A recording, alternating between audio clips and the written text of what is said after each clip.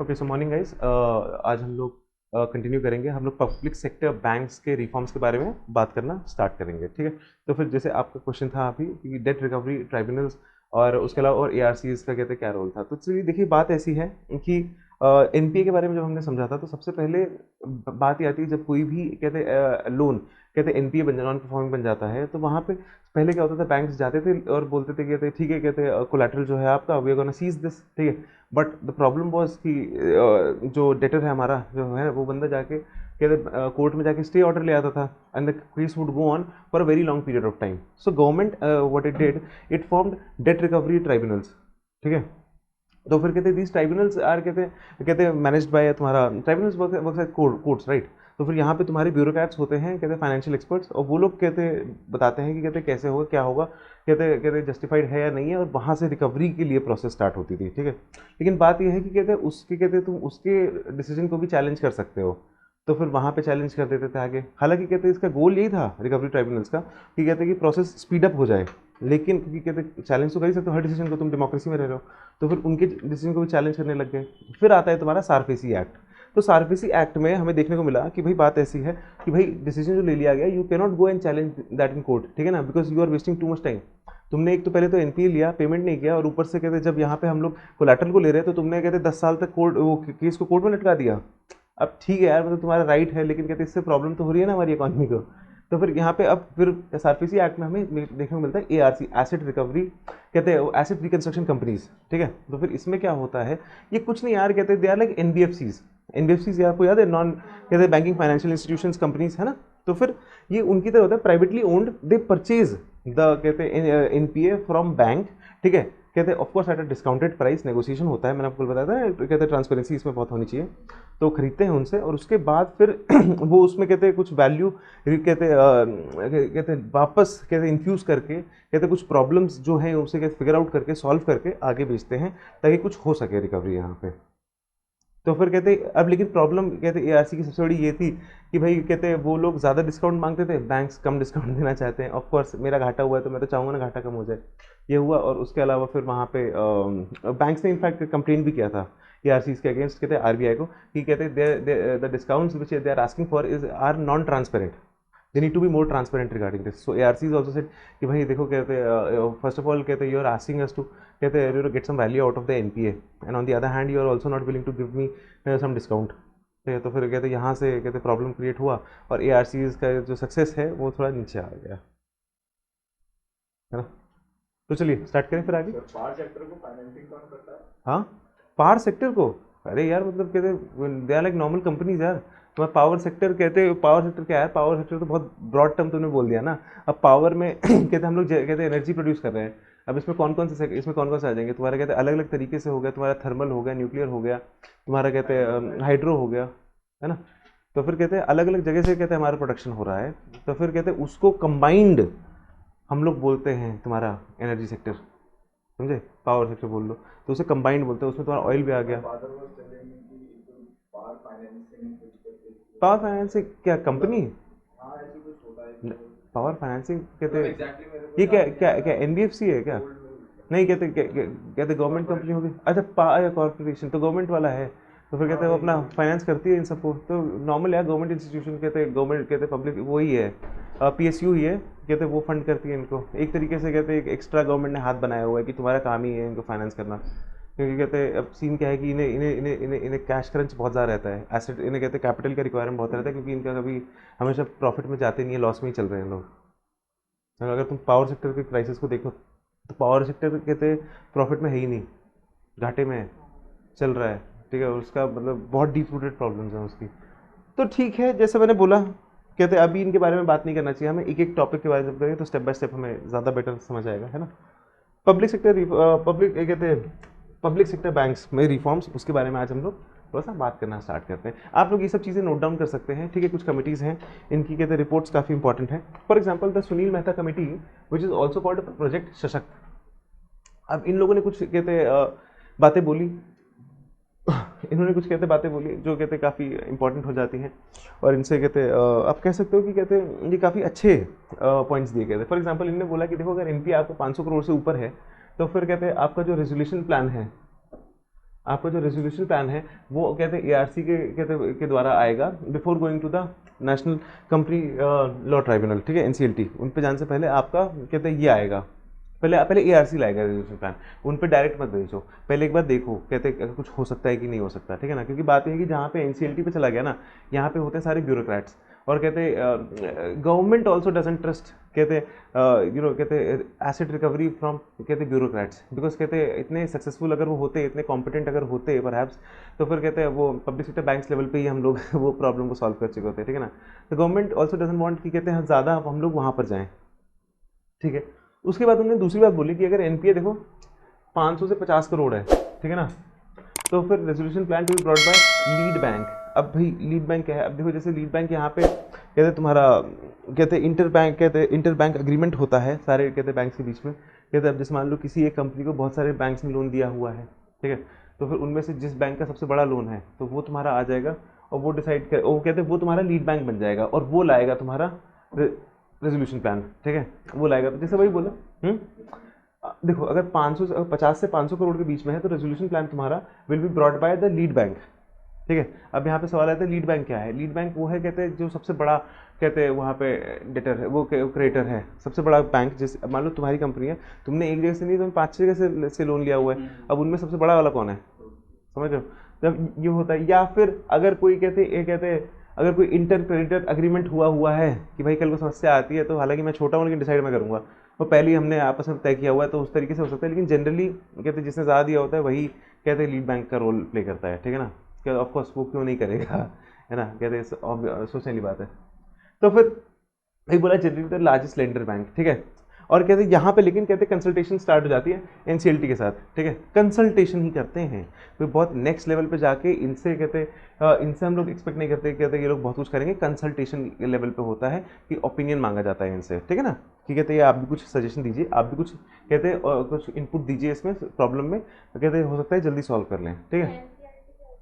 National Company Law tribunal, ये तुम्हारा कहते ट्राइब्यूनल है। ट्राइब्यूनल समझते हैं आप, ट्राइब्यूनल कहते is like an extra judicial body, कहते जो तुम्हारे जजमेंट्स पास करती है, ठीक है ना, तो क्वासी जुडिशियल बोल सकते हो आप इसको, कहते और ये कहते ब्यूरोक्रेट्स के द्वारा रन किया जाता है कोई भी ट्राइब्यूनल।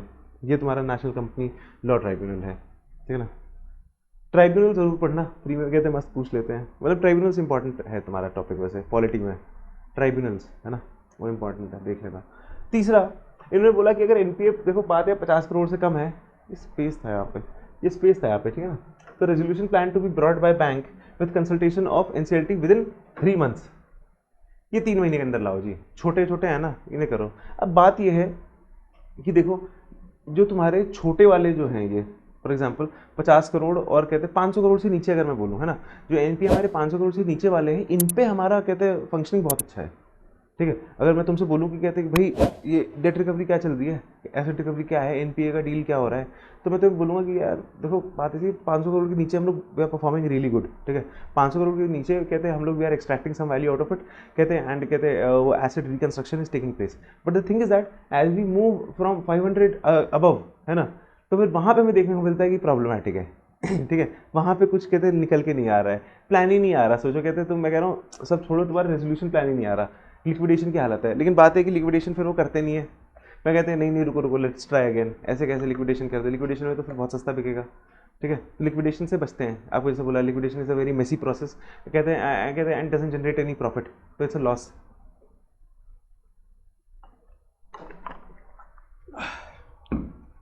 सर इसमें भी अगर अलग अलग क्रेडिटर्स से लिया हो तो मतलब लेस देन 50 करना होगा, तो फिर यहाँ पर भी कहते तुम्हारा जो सबसे बड़ा हो कहते हैं बैंक है, वही आता है, वही लीड बैंक का रूल आ जाता है।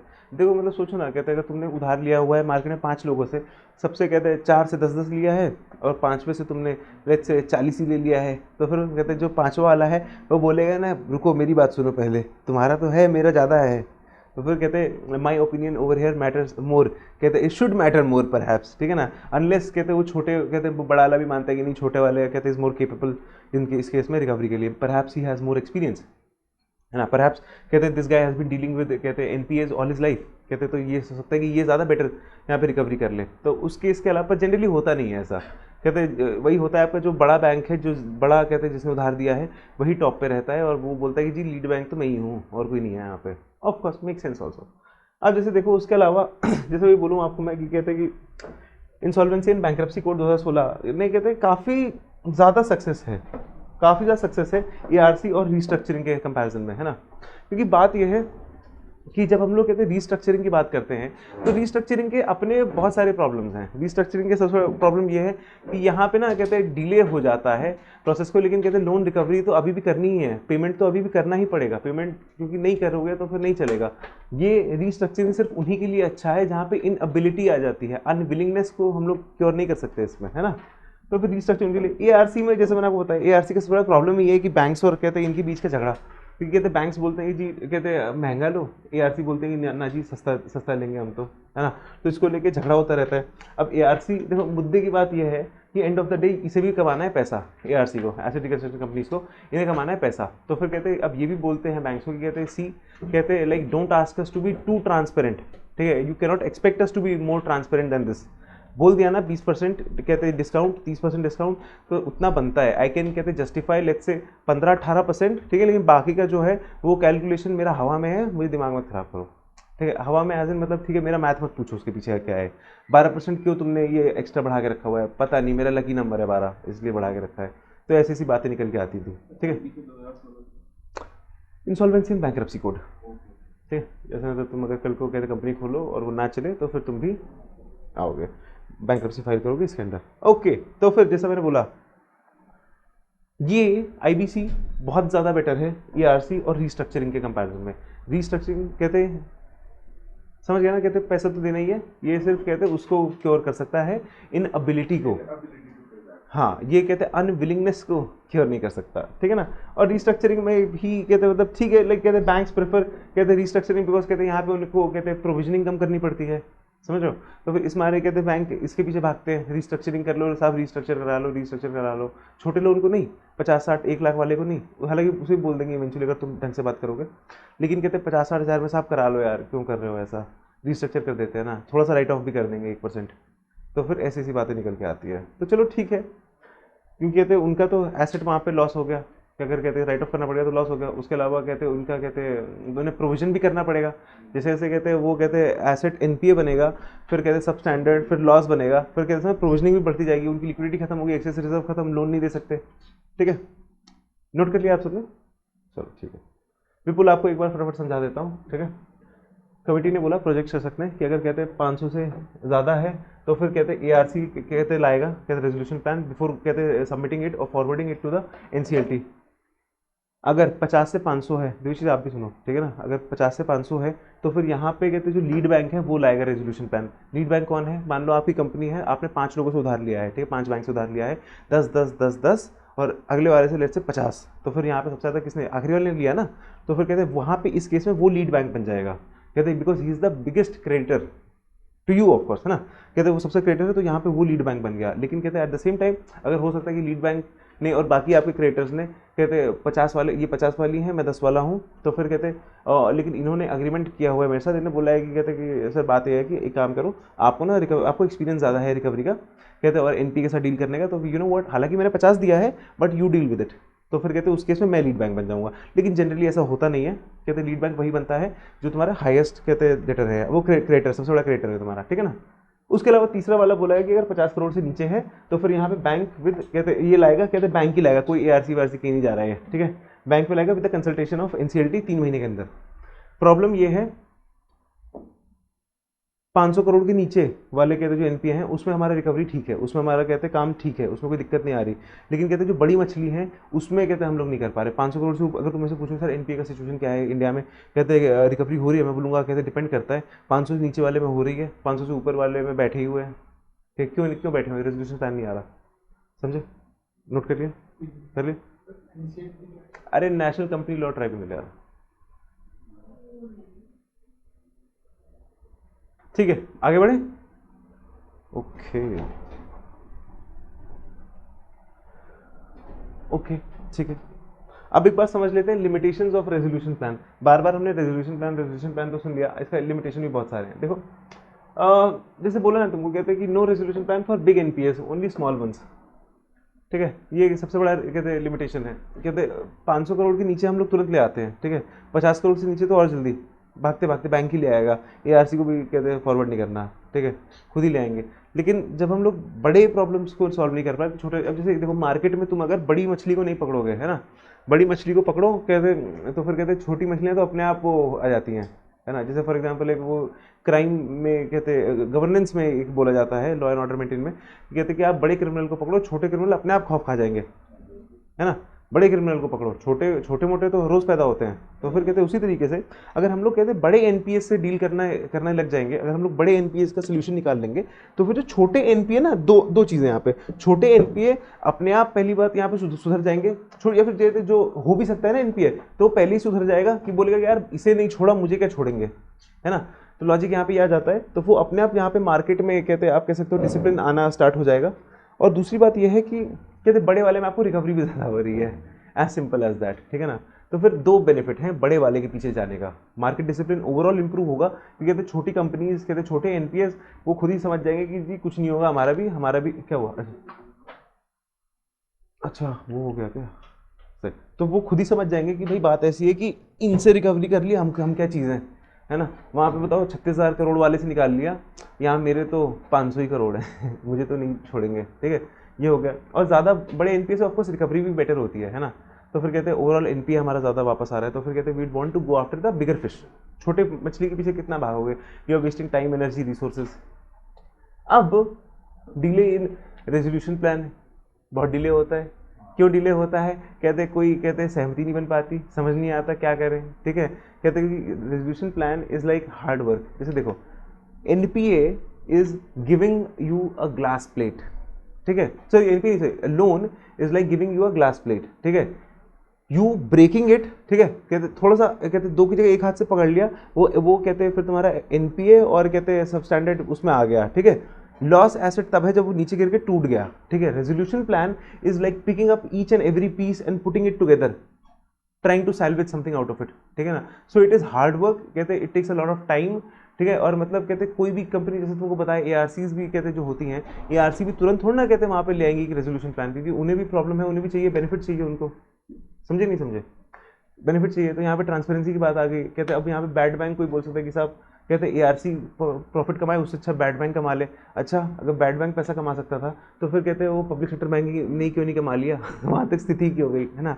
तो फिर ये प्रॉब्लम रहता है तुम्हारा रेजोल्यूशन प्लान ना आने का, डिले रहता है। उसके अलावा कहते हैं जैसे एक रीज़न एक और है इसका, कहते हैं डिले होने का, कहते हैं आप इसे नोट कर सकते हैं जो बोल रहा हूँ। तो फिर यहाँ पे एक रीज़न एक और रहता है ये डिले होने का कि बैंक्स ना कहते हैं इसके पीछे इतना इतना इंसिस्ट नहीं करती हैं। ऑफ कोर्स अभी now this is changing, they go after restructuring, ठीक है, रीस्ट्रक्चर करने में ज़्यादा यकीन रखती है, क्योंकि बात यह है कि कहते हैं अगर उन्होंने रीस्ट्रक्चर कर दिया तो they can still show it as an asset, क्योंकि कहते हैं वो तुम्हारे बैलेंस शीट में दिखेगा तो एसेट लायबिलिटी के कहते हैं कॉलम में एसेट्स बढ़े हुए इन्फ्लेटेड दिख रहे हैं, ठीक है। उन्हें थोड़ी पता है ना कि कहते कि अरे ये तो लॉस एसेट है है ना। या फिर कहते हैं ये कहते हैं इसे 2 बार रीस्ट्रक्चर कर चुके हैं अभी भी कुछ ज़्यादा रिकवरी नहीं हुआ, तो फिर कहते हैं banks also go after restructuring very often, more often than they would want to go after resolution plan, ठीक है। तो फिर ये प्रॉब्लम है। और यही है तुम्हारे मेजर प्रॉब्लम्स, क्योंकि बैंक्स की कहते हैं रिसर्चिंग में जाते हैं और resolution plan is a really hard work. कहते हैं if it's done by an ARC तो फिर कहते हैं वहाँ पे और कॉन्फ्लिक्ट क्रिएट हो जाएगा बैंक्स और कहते हैं एआरसी के बीच में, ठीक है। तीसरा जो कहते हैं तुम्हारा रेजोल्यूशन प्लान है ये कम आते हैं, लिक्विडेशन ज़्यादा होती है, ठीक है ना। लिक्विडेशन कहते is a process where all the assets of a company of a firm are liquidated. When I say liquidated it means being कहते हैं get sold in open market by an auction generally, ठीक है। तो वहाँ पे होता है। अब उसमें कहते जैसे किसी ने भी यहाँ पे अगर डिसइंटीग्रेशन ऑफ यूएसएसआर पढ़ा होगा, पढ़ा किसी ने, अच्छा ठीक है मैं बताता हूँ आपको। जब कहते हैं यूएसएसआर का डिसइंटीग्रेशन हुआ था तो उस टाइम पे कहते हैं उनकी जो कंपनीज थी उनका लिक्विडेशन हुआ था, ठीक है ना। तो फिर वहाँ पे क्या हुआ था कि मार्केट की स्थिति खराब हो गई थी, क्योंकि कहते कंपनीज ही बंद हो गई, ठीक है। और वो कंपनीज बिल्कुल रद्दी के भाव बिकी थी, ठीक है, बिल्कुल रद्दी के भाव। इनफैक्ट कहते there is even a term for that, कहते largest garage sale, biggest garage sale in the history of world, literally the liquidation of कहते हैं the companies after the disintegration of USR, इसके लिए बोलते हैं हम लोग ये, ठीक है। तो फिर तो liquidation is not really a good process, क्योंकि यहाँ पे फिर बोली लग रही है, कहते कौन आ रहा है कौन नहीं आ रहा है सबको पता भी नहीं चलेगा कि कहते हैं कि हो रही है बोली। जनरली बड़ी कंपनी तो ऑफकोर्स पता चल जाएगा, लेकिन लिक्विडेशन में ना फिर मार्केट वहाँ पे सेटिंग भी होती है कि ठीक है कहते हैं मेरे लिक्विडेशन के अंदर एक और चीज मैं ऐड करूंगा, लिक्विडेशन के अंदर कहीं ना कहीं जो होता है ना कि कई बार चीजें अंडर प्राइसिंग में भी चली जाती है, बिल्कुल लाइक किंगफिशर विला जैसे मैंने कल एग्जाम्पल दिया था, अंडर प्राइसिंग में भी कई बार चीज चली जाती है। सपोज करो कि किसी ने बोला कि लेट्स से कि लिक्विडेशन में हम लोग ऑप्शन कर रहे हैं किसी चीज का, कोई क्लाइंट ही या कोई कस्टमर ही टर्न अप नहीं हुआ, इन दैट केस उसको तो निकालना है, और जो पहला कस्टमर आएगा जो जो अर्नेस्ट मनी हो जाएगी। लिक्विडेशन का क्या रूल होता है निकालने का, suppose I want to auction this concept, तो उसके लिए जो बेस प्राइस होगा I will set the base price. तो जो लिक्विडेटिंग अथॉरिटी होगी उसके पास किसी भी चीज का एक मार्केट वैल्यू जो है के अकॉर्डिंग उसका बेस प्राइस रखना पड़ेगा। Whatever you have to quote, you have to quote above the base price. Suppose करो कि nobody will take participation, only Khushi is taking participation and nobody बोली लगा रहे हैं, उसने बोला कि बेस प्राइस तो ₹1, in that case even I have to sell it out. हां ठीक है, तो व्हीकलों में जा रहे हैं, ये व्हीकल पे नहीं है, व्हीकल पे का व्हीकल में तो छोटा अमाउंट होता है। अभी पीछे मीडिया ने इतना प्लॉट डाउन करे, गेट आउट अथॉरिटी करती रहती है। अब ये कौन करते हैं बेसिकली, कौन पिकअप करेंगे? तो पहली बात ये खबर बाहर जाती है, न्यूज़पेपर्स में आएगी, इतने से आएगी, न्यूज़पेपर्स में आएगी, इतने से आएगी, और वो इतनी खतरनाक हिंदी लिखी होगी ना कि लोग उसे पढ़ना नहीं चाहेंगे। ठीक है, मतलब हिंदी में ही होता है, यूपी में तो आज भी काम सारा हिंदी में होता है, और जो पढ़े लेगा पढ़ेगा कौन, ये नॉलेज होती है इंटरनेट एक्सेस के थ्रू भी चलता है।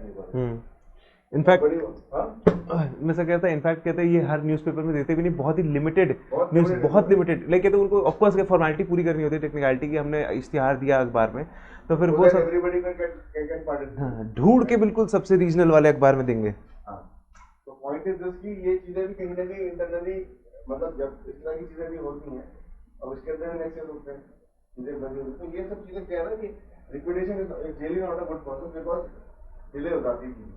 और बैंक के पास जो उसके एसेट्स वापस आने होते हैं, उसका मनी वापस आता है, वो भी अभी देखो नीरव मोदी कितनी प्रॉपर्टी को लिक्विडेट कर पाए, अटैच कर रखी है, लिक्विडेट करी है क्या? अटैच करना है समथिंग, और अटैच भी ईडी ने कर रखी है मनी लॉन्ड्रिंग केसेस के अंदर। तो फिर अच्छा, एक चीज़ और मैं यहाँ पे लिक्विडेशन पे आप लोगों को बताता हूँ। जैसे मैंने आपको याद है बताया था ओवर वैल्यूएशन ऑफ एसेट्स। अब जैसे कहते हैं एक चीज़ सोचो, कोई एसेट है, लेट्स से उसका मार्केट प्राइस है 500, ठीक है, कहते हैं उसका over valuation price, over valuated price उसका लेट्स से लग गया है 800, ठीक है। तो फिर जब यहाँ पे कहते हैं हम लोग उसका ऑक्शन करेंगे लिक्विडेशन के प्रोसेस में, तो फिर यहाँ पे हम तो उम्मीद तो यहाँ से करेंगे ना, हम लोग उम्मीद तो यहाँ से सेट करेंगे, लेकिन कहते हैं उसका लेट से उस टाइम पे आफ्टर डिप्रिसिएशन लेट से मार्केट प्राइस उसका हो चुका है 200 या फिर 250। ये चीज पता किसमें होती है, लेकिन ओमनी के एसेट्स होते हैं ना, उसके अंदर बड़ा कॉमन कम सुना होगा, 25 लाख की पेंटिंग लगा रखी है, 2.5 करोड़ की पेंटिंग लगा रखी है, तो व्हाट इज दैट? ये तो कहते हैं वही है आपका टैक्स इवेजन ही है, ये सब बहुत कुछ नहीं है। तो यही होता है कि उसको मतलब मार्केट प्राइस पे ले आते हैं, मार्केट प्राइस का डेप्रिसिएशन तो काटोगे ना, बाकी डेप्रिसिएट होती है जो चीज तुम्हारी आगे तुम्हें उसको एक्स प्लस वन करके दे रही हो, तो डेप्रिसिएटिंग एसेट अपने आप को, गाड़ी क्या है, गाड़ी डेप्रिसिएटिंग एसेट है, कंपनी के नाम पे 10.5 करोड़ की तुमने 10 कंटेंट खरीद ली, 3 साल बाद उसकी वैल्यू क्या होगी? डाउन हो जाएगी। और वही अगर तुमने कंपनी के नाम पे गोल्ड तो खरीदोगे नहीं, गोल्ड भी खरीदोगे।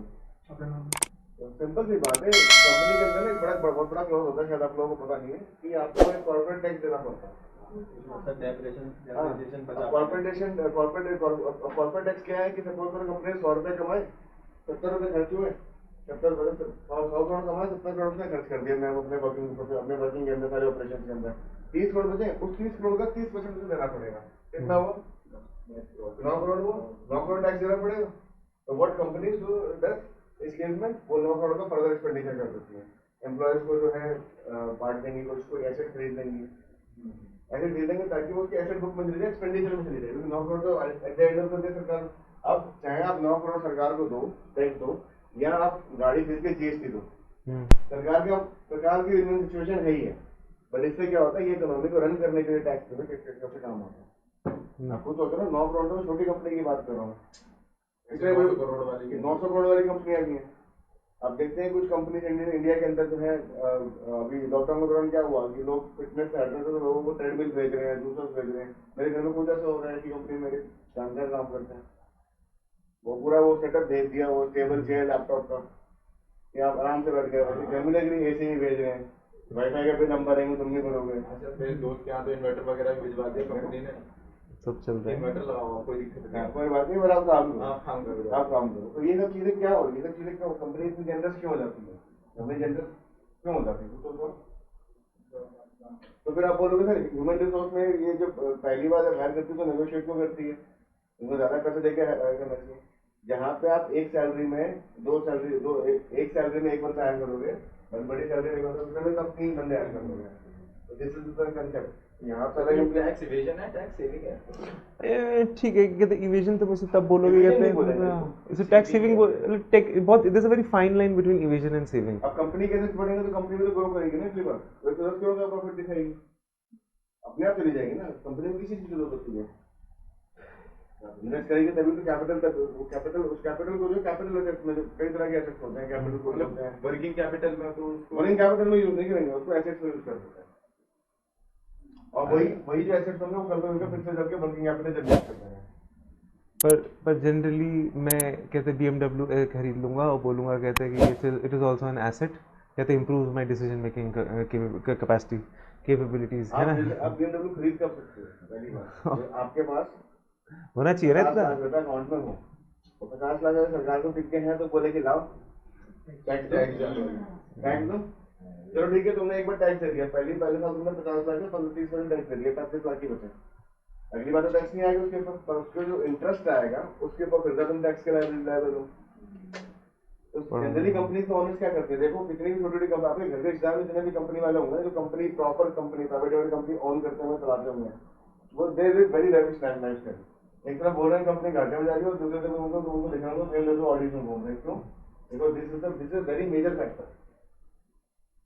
टैक्स देने से अच्छा वही ले लेते हैं, है ना। मतलब और क्या, सरकार को टैक्स कंपनी देने के से एसेट्स बढ़ते जाएंगे, हाँ। भले वो डेप्रिशिएटिंग हो, क्योंकि वहाँ पे तो आपका साइन चलेगा, जो डायरेक्टर होंगे उनका साइन चलेगा। तो अब जैसे फॉर एग्जांपल आपने जो एग्जांपल बताया, मार्केट प्राइस 500 है और ओवर प्राइसिंग में उसको 800 बता रखा है, हाँ ठीक है। तो ऑप्शन के टाइम पे वो कितने की मतलब डिपेंड करता है ना मार्केट में, कहते हैं अब जैसे तुम्हारा ऐसे मशीन है लेट्स से, ठीक है, मार्केट में कहते हैं वो मैं उस टाइम पे खरीदने गया तो मैं 450 की मिल रही है मुझे, 50 रुपये मान लो सस्ती हो गई या 50 रुपये ऊपर ज़्यादा महंगी हो गई, लेकिन एट द सेम टाइम कहते हैं वो मशीन में वेयर एंड टेयर भी हुआ है, डिप्रिशिएट किया है ना उसमें। ऑप्शन में डेप्रिसिएशन को माइनस करते हैं। अरे मतलब यार कहते हैं उस टाइम पे कुछ एक प्राइस पे, एक बेस प्राइस जब मैं सेट करूंगा तो उस टाइम पे मैं पूरा कहते हैं इन सब चीज़ों को कंसिडरेशन में लेके मैं बेस प्राइस सेट करूंगा। इन सब की वैल्यूएशन के लिए एक अलग टीम होती है, हाँ जो उसकी मार्केट वैल्यू, डेप्रिशिएटिंग वैल्यू सब कुछ कैलकुलेट करके सरकार को स्कीम बना के देती है कि भाई ये एसेट है, इसकी इतनी वैल्यू थी, इतनी हो गई है, इतनी हो गई है। और सपोज करो किसी कंपनी ने लेट्स से कि किसी इंडस्ट्रियल एरिया में लैंड ले रखा है, तो वो एसेट बढ़ भी सकता है, ठीक है, और गाड़ी ले रखी है तो कम भी हो सकती है। मशीन क्या है, मशीन वेरिएंट एरिया में खत्म हो जाती है, डेप्रिशिएटिंग एसेट होता है, वो बेसिक ऑफ अकाउंट गुड्स पे भी डिपेंड करता है, मतलब एसेट पे भी डिपेंड करता है। एसेट क्वालिटी पे भी डिपेंड करता है। इसका एक बहुत छोटा एग्जांपल मैं एक और देता हूँ आपको, जैसे कनॉट प्लेस में रीगल देखा है ना आपने, वो पीवीआर, उसके बाहर देखा है जीन्स वाले सड़क फुटपाथ पर लगा के बेचते हैं 50-50 रुपए की, तो वो जनरली होती है कि कोई सुखाने किसी ने डाली थी और उसमें मिली नहीं वापस, वो वहाँ पे बिक रही है, तो फिर वो भली लेवाइस की हो, ओरिजिनल भी होती है, ठीक है, लेकिन वो तुम्हें लगता है वो उस रेट पे बिकेंगी फिर वहाँ पे है ना, वो वेयर एंड टेयर हो चुका है, उस पर डिप्रिशिएट कर चुकी है वैल्यू। चलो ठीक है। और कहते एक पॉइंट आखिरी वाला कि भाई ये ना बहुत सेलेक्ट सेक्टर्स में ही कहते सक्सेसफुल हुआ है, सेलेक्ट सेक्टर्स में कहते मेजर सेक्टर आपका स्टील ही है, ठीक है, बाकी सब में कहते हैं यहाँ पे कुछ एज सच हमने बहुत सक्सेस नहीं अचीव किया है अब तक एनपीए रिकवरी में, कहते हैं of course we would like to move to that, लेकिन कहते हैं like every sector has its different problem. For example आपका वहाँ पे एक ब्रॉड प्रॉब्लम तो ऑफ कोर्स ओवर ऑप्टिमिज्म थी एनपीए की वजह से, है ना, लेकिन जैसे मैंने आपको बताया स्टील सेक्टर चलो ठीक है, उसमें एक बड़ा प्लेयर था खरीद लिया, लेकिन इंफ्रा सेक्टर है ना, कहते वो आज तक कहते हिला हुआ है, आज तक किसी को समझ नहीं आ रहा कि क्या करें, कैसे होगा। एनबीएफसी को लिक्विडिटी प्रोवाइड कर दी, लेकिन कहते अब देखो यहाँ पे एक चीज़ सोची थी एक्सपर्ट्स ने कि भाई कहते अगर घर कहते इतने सारे बन रहे हैं, उन्होंने ज़्यादा घर बना दिए, बेसिकली बात तो यही है ना, मोटी मोटी ज़्यादा घर बना दिए तुम लोगों ने, ज़्यादा फ्लैट बना दिए, तो फिर अब यहाँ पे कहते अब मार्केट क्रैश कर गया, तो फिर कहते और एनबीएफसी को दिक्कत आ रही है, सबको दिक्कत आ रही है, बना नहीं पा रहे, तो मार्केट में तो रिटेल आपके जो ये हैं घर कहते हैं ना, उनका प्राइस तो कम हो जाना चाहिए, इतना कम क्यों नहीं हुआ? ठीक है, मैं ही बताता हूँ ना, मैं बताता हूँ। डेप्रिसिएशन का भी एक लेवल होता है ना मार्केट। अरे वो मार्केट डिपेंड करती है, लेकिन मैं यहाँ पे पता है तुम इस वापस इसी की बात कर रहे हो। हाँ नहीं, मैं इंफ्रा की बात कर रहा था, तो फिर सुनो, मतलब ऑफ कोर्स उसका होता है यार, कहते हैं बिल्डिंग कभी देखा है कोई नई बिल्डिंग बनने का 2 साल के बाद पपड़ी उखड़ जाती है, ठीक है ना, वो पेंट मांगती है, तो फिर कहते हैं जहाँ सोसाइटी में मैं रहता हूँ वहाँ पे भी पेंटिंग हुई थी, बवाल हो गया था पेंटिंग को लेकर, आरडब्ल्यू में झगड़ा हो गया था, 2 करोड़ रुपए कह रहे थे कि पेंटिंग का पूरी सोसाइटी, 2 करोड़, समझ रहे हो कितना होता है? मैंने कहा कि मजाक चल रहा है, पूरा आंदोलन चला था, पूरे लॉकडाउन लोग जब बोर हो रहे थे, और सोचो कितने कितना फिशी इसमें क्या था, लॉकडाउन के टाइम पे कह रहे हैं पेंटिंग कराएंगे हम। मैंने कहा सीरियसली, मतलब इससे अच्छा टाइम नहीं मिला आप लोगों को? तो फिर यहाँ तो मैंने बोला कि कहते I don't want to sound too pessimistic, लेकिन कहते ये it smells like corruption over here, है ना? कहते बू आ रही है मेरे को घोटाले की। ऑफकोर्स नहीं, RWI कुछ हुआ नहीं, कि 1-2 केसेस हुए, बाल हुए, लेकिन वो चल ही रहा है, मुझे लगता है नई वाली ने भी खा लिए पैसे। तो फिर ये सब तो अब क्या बोलूँ मैं, सब तो हर हर कहानी हर RWA की यही है। तो जैसा मैं बोल रहा था आपको, इंफ्रा की बात कर रहे थे हम लोग। तो देखो इंफ्रा में कहते तो जो तुम्हारे इन्वेस्टर्स हैं, ठीक है, तो उन्होंने बोला कि भाई इसके प्राइस ना कम हो जाने चाहिए, और कम हो जाने चाहिए। तुम्हारे हाउसिंग प्राइसेस जो हैं, फ्लैट्स की कीमत एसेंशियली, है ना, अगर मैं सिंपल भाषा में बोलूँ, वो और कम होनी चाहिए, बहुत ज़्यादा है, इन्फ्लेटेड है। 2013 के टाइम पे तो बहुत ज़्यादा इन्फ्लेटेड थी। देखो कहते NBFC क्राइसिस याद है? NBFC क्राइसिस याद है ना? हाँ, वो याद आ गया। तो फिर अब बात यह है कि यहाँ पे सारे तो हो गए बैंकरप्ट, सारे तो हो गए बैंकरप्ट, NBFCs तो फंस गए, और लोन दे नहीं सकते, पैसा ही नहीं है। कहते एसेट लायबिलिटी मिसमैच है, इंफ्रा सेक्टर पूरा फंसा हुआ है। तो यहाँ पे कहते इंफ्रास्ट्रक्चर जब फंसा हुआ है तो क्या होना चाहिए आइडियली? है सप्लाई डिमांड यार, बिल्कुल बेसिक। कहते अगर डिमांड कम है, कहते तो फिर प्राइस उसका कम लाओ, डिमांड बढ़ जाएगी।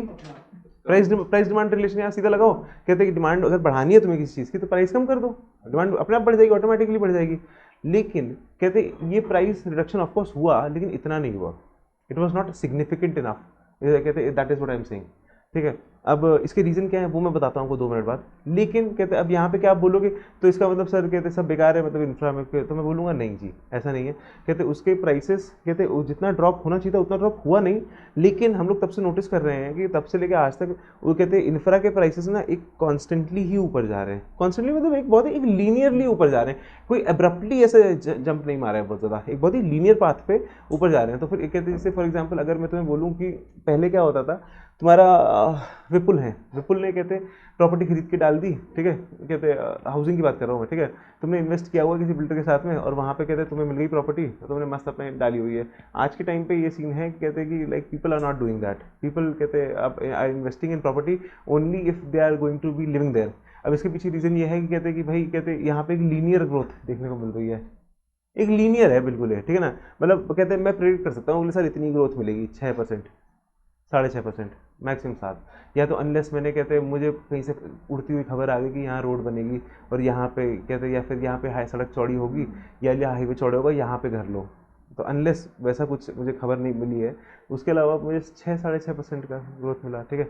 या तो फिर आपने कोई बहुत लकी आदमी थे, बहुत बुद्धि लगाई आपने, किसी सोसाइटी में आपने ग्राउंड फ्लोर खरीद लिए 4, ठीक है, ग्राउंड फ्लोर की वैल्यू इसलिए बोला कि हमेशा बढ़ती है, ठीक है, क्योंकि कहते हैं मल्टीपल रीजंस।